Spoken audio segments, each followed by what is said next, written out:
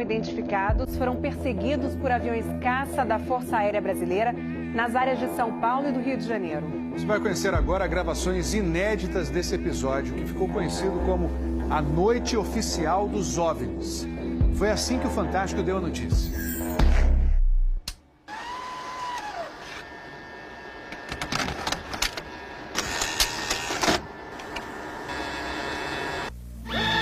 Esta semana, altas autoridades militares do Brasil admitiram publicamente pela primeira vez ter visto objetos voadores não identificados, os OVNIs. O próprio ministro da Aeronáutica, Brigadeiro Moreira Lima, deu a entrevista para informar que pilotos das bases de Santa Cruz, no Rio de Janeiro, e de Anápolis, em Goiás, chegaram até a perseguir e a ser perseguidos pelos objetos voadores não identificados na região de São José dos Campos, sobre o Vale do Paraíba, e trechos do estado do Rio de Janeiro. Eram 21 OVNIs, segundo os militares, que ficaram mais de 3 horas sobrevoando o território brasileiro na noite de segunda e madrugada de terça-feira. Toda vez que é detectado algum objeto não identificado, evidentemente há um processo bastante eficiente de verificar se foi alguma aeronave que está voando sem um plano de voo aprovado, etc.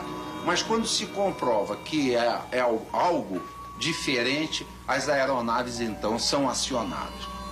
O que ocorreu foi que os radares detectaram vários objetos não identificados. Veja agora, minuto a minuto, o que aconteceu naquele 19 de maio.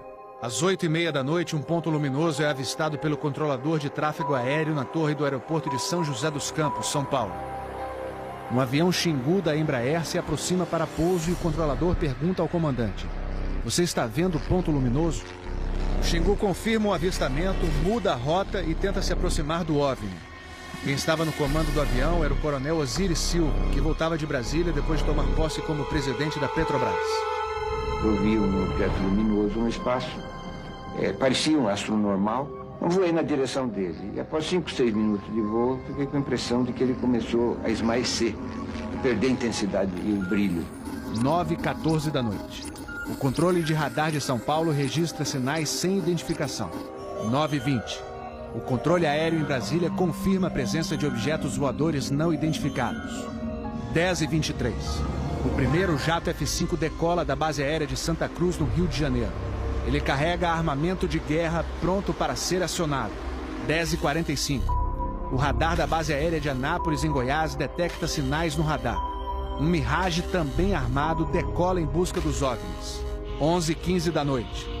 O piloto do primeiro F-5 a entrar em ação avista um ponto luminoso e começa a perseguir o objeto voador não identificado. Nosso objetivo justamente era esse, se aproximar e identificar. Nós não conseguimos nem nos aproximar, muito menos identificar. 11h17. Mais um Mirage. 11h20. O caça F-5 recebe pela primeira vez um sinal no radar de bordo confirmando a presença do objeto não identificado à sua frente. 11h36. O terceiro Mirage sai da base de Anápolis, mas não consegue contato visual com os OVNIs. Naquela noite, 5 jatos da Força Aérea foram acionados e retornaram sem conseguir se aproximar dos objetos. Os radares do Sindacta, em Brasília, registraram um total de 21 sinais desconhecidos no céu do Brasil. O grande personagem dessa história foi o controlador de voo que estava na torre de São José dos Campos. O sargento Sérgio Mota da Silva, que aparece nessa foto tirada na torre de São José poucos dias depois do incidente, foi quem deu o primeiro alerta sobre OVNIs. 30 anos depois, Sérgio, que hoje é controlador de voo civil, deu a primeira entrevista para uma TV. Ele preferiu não mostrar o rosto.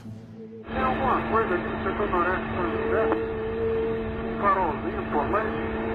Eu estou olhando bem, o bicho está parado. Sobe de desce, vai para a esquerda e para a direita. Está paradinho lá. Estou olhando, não é estrela não. É um farol. A olho nu parecia um avião. Quando coloquei no binóculo para observar, é que eu vi que ele era extremamente cintilante, multicolorido. Tinha vermelho, azul, branco, lilás, um monte de cores, com uma certa predominância do laranja, mas ele era muito bonito. O controlador pediu ao avião Xingu para tentar avistar o objeto. Eu expliquei a ele onde estava o objeto, pedi a ele que se ele tivesse avistamento, ele me informasse. Tem maneira com ele à vista? Afirma. Alta vista. Esse bem visível, poderia descrevê-lo? É uma estrela grande.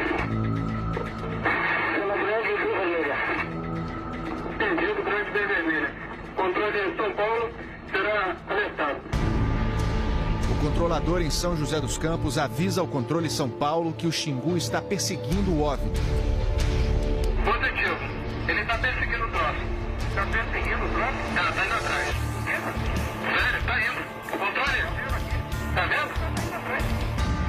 Próximo de São Paulo, já da região do radar, esse objeto simplesmente desapareceu do radar. O Xingu também perdeu contato visual com ele. O avião Xingu abandonou a perseguição e pousou em São José dos Campos. Pouco depois, o controlador da Torre de São José alertou o controle São Paulo. Outros OVNIs estavam aparecendo no céu. Estou vendo 3 agora. São 3 luzes. Mas parecem estrelas. Mas o radar não pega estrelas. O que é isso? Você observa alguma mudança de cor, alguma coisa? Pode ser. Tem movimento, né? Tem. Rapaz, eu não sei. Pra mim, olha, aqui tá parecendo uma estrela. Mas pode ser coisa de cor bonita, rapaz. Tá vermelho, amarelo, branco. Tá dando um monte de coisa. Pô, tão barato isso aqui. Deve ter uns créditos por aqui já pelas contas que eu tô fazendo aqui. Ainda bem que vocês estão vendo também, senão eu ia pensar que eu tô ficando doido.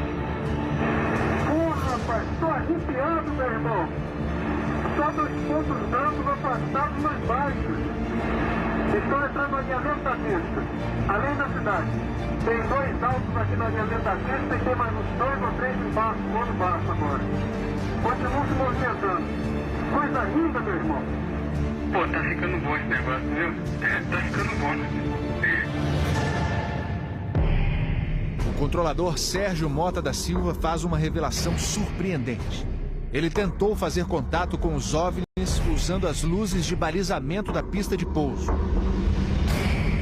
Se eu aumentava o brilho do balizamento das luzes do balizamento, aliás, eles se afastavam. E se eu diminuía a intensidade das luzes do balizamento, eles se aproximavam. Pareciam responder de modo inteligente aos sinais que eu fazia com as luzes da pista de pouso e decolagem.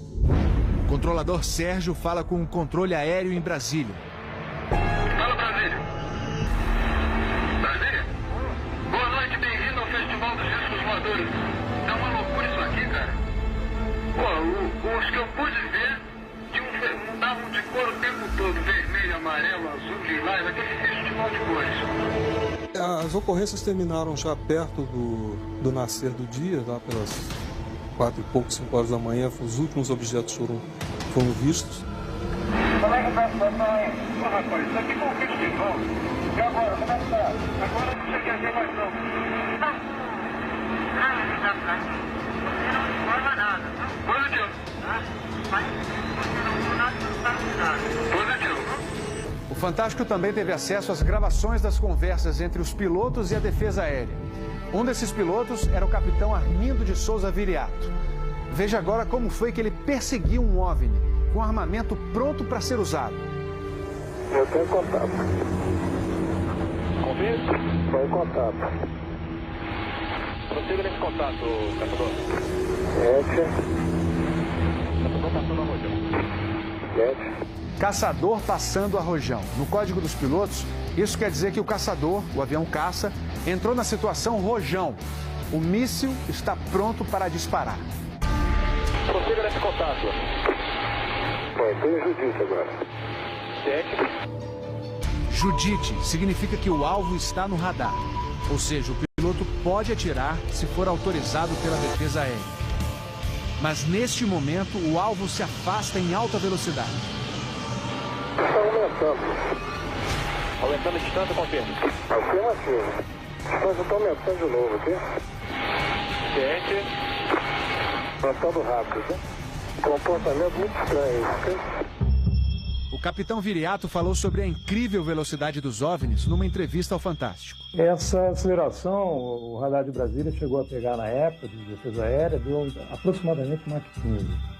Isso aí daria em torno de 15 mil km por hora. 15 mil quilômetros por hora é uma velocidade muito acima dos jatos mais rápidos do mundo, que chegam no máximo a... Um documento confidencial do Comando de Defesa Aérea de junho de 1986 concluiu: Os objetos produziram ecos nos radares do sistema de defesa e também nos jatos que perseguiram os OVNIs. Houve contato visual dos pilotos. Os objetos atingiram velocidades supersônicas e mostraram capacidade de acelerar e desacelerar de modo brusco. E a principal conclusão do relatório: os fenômenos são sólidos e refletem inteligência, pela capacidade de acompanhar e manter distância dos observadores, como também voar informação. Não foi possível identificar a origem dos objetos. Foram esses dois ufólogos, pesquisadores de OVNIs, que conseguiram no Arquivo Nacional em Brasília a liberação gratuita dessas gravações. O fenômeno OVNI é real, existe, e o governo sabe disso, as Forças Armadas sabem disso. Essa documentação sendo exposta para o público permite que as pessoas entendam que isso não é brincadeira. Não tem como a gente falar que seriam naves extraterrestres, né? Eram objetos voadores não identificados. Não podemos dar qual a procedência deles, qual a origem. É alguma coisa inexplicável do nosso ponto de vista tecnológico à época e mesmo ainda hoje.